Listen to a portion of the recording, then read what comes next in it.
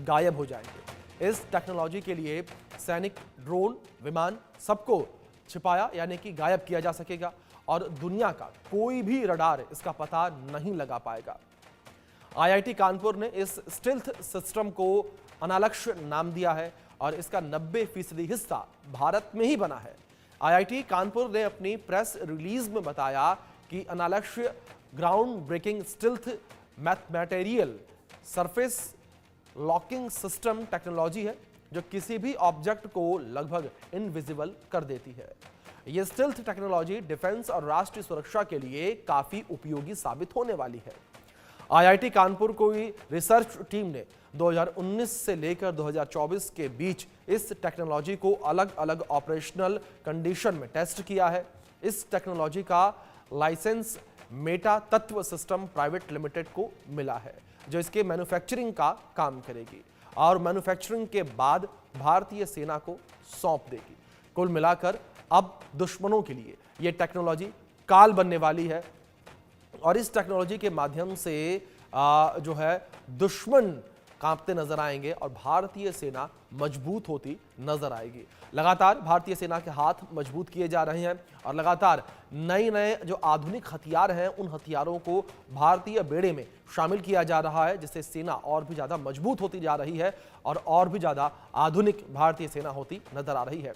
इसी विषय पर चर्चा करने के लिए, बातचीत करने के लिए हमारे साथ खास मेहमान जुड़े हैं, उनका रुख कर लेते हैं। हमारे साथ रवि कुमार गुप्ता जो कि डीआरडीओ के पूर्व वैज्ञानिक हैं जुड़े हैं, साथ ही साथ हमारे साथ retired brigadier commander Praful Bakshi जुड़े हैं डिफेंस एक्सपर्ट के तौर पर। दोनों मेहमानों का बहुत स्वागत है इस चर्चा में और इस चर्चा की शुरुआत जो है मैं बख्शी साहब से सबसे पहले करना चाहूंगा। मैम बख्शी साहब, जिस तरीके से यहाँ पर ये नई टेक्नोलॉजी भारतीय सेना में शामिल होने जा रही है जिसका उपयोग सीधे तौर पर भारतीय सेना करती नजर आएगी फ्यूचर में, जिससे भारतीय सेना को काफी लाभ भी मिलने वाला है, आप किस तरीके से इस टेक्नोलॉजी को देखते हैं? आप किस तरीके से देखते हैं कि जब दुश्मनों पर हम नजर रख रहे होंगे या दुश्मनों के साथ हम लोहा ले रहे होंगे उस वक्त ये टेक्नोलॉजी जो है वो काफी ज्यादा कारगर साबित होती नजर आएगी?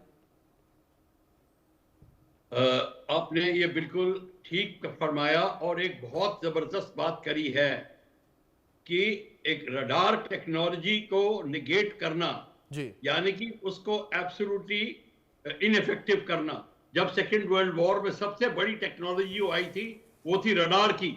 रडार जो किसी भी मेटालिक ऑब्जेक्ट को या सेमी मेटालिक ऑब्जेक्ट को या बड़े झुंड को यानी कि इवन चिड़ियों के झुंड को भी पकड़ सकता था at a distance, flying distance.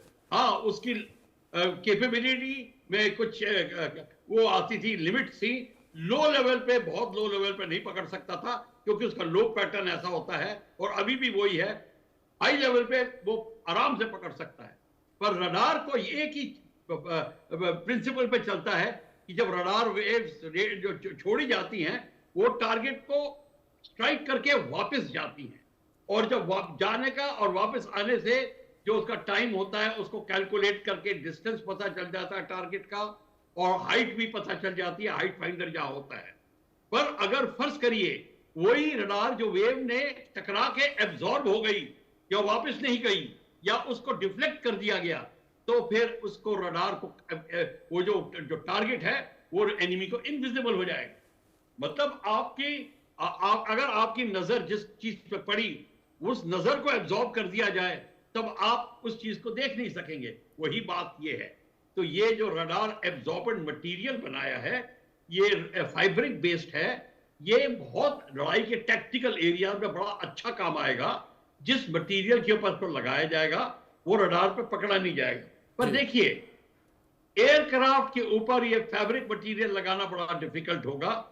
अभी तक जो इजाद हो चुके हैं खास पेंट हो चुके हैं रडार एब्जॉर्बेंट पेंट, मतलब कि वो रडार के वेव को एब्जॉर्ब कर लेते हैं या डिफ्लेक्ट कर लेते हैं। ये जो है ये टेक्नोलॉजी आ गई है।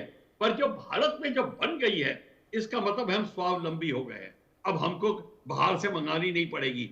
आप अपने इक्विपमेंट को स्टेल्थ कर सकते हैं, स्पेशली ग्राउंड मूविंग इक्विपमेंट सी के ऊपर जो मूव करते हैं उनको आप स्टेल्थ कर सकते हैं। मतलब वो रडार में पकड़े नहीं जाएंगे। इससे आपको बहुत एडवांटेज मिलेगा, टैक्टिकल एडवांटेज, एनिमी पे सरप्राइज मिलेगा और आपका एक किस्म से ये फोर्स मल्टीप्लायर होगा कि अब आपको जब आपके टैंक्स को वो पकड़ नहीं पा रहे, तो आजकल ग्राउंड रडार हो गए हैं, यहाँ तक कि वेपन लोकेटिंग रडार आ गए हैं, कई चीजें आ गई हैं जो धरातल के टारगेट्स को भी पकड़ लेती हैं। और अगर यही मटेरियल फ्लाइंग मशीन के ऊपर लगाया जाए तो उसके ऊपर भी यही उपलब्धि प्राप्त हो जाएगी। तो मैं आईआईटी कानपुर को बहुत सराहना करता हूं कि उन्होंने ये बड़ा ही भारी कदम उठाया, और अब आगे चल के हमें पता चलेगा एग्जैक्टली इसकी और क्या क्या खूबियां आ सकती हैं जी। और किस तरीके से हो सकता है। पर हाई स्पीड एयरक्राफ्ट के ऊपर ये जी। मटेरियल नहीं लगाया जा सकता।